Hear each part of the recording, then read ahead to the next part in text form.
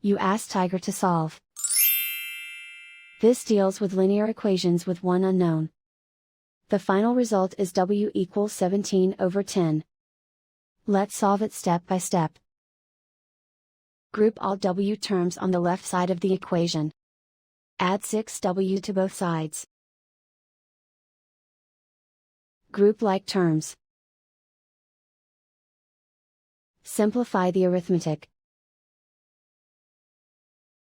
Group like terms. Simplify the arithmetic. Group all constants on the right side of the equation. Subtract 3 from both sides.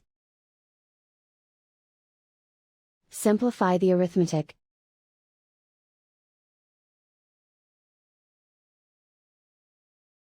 Isolate the w. Divide both sides by 10. Simplify the fraction.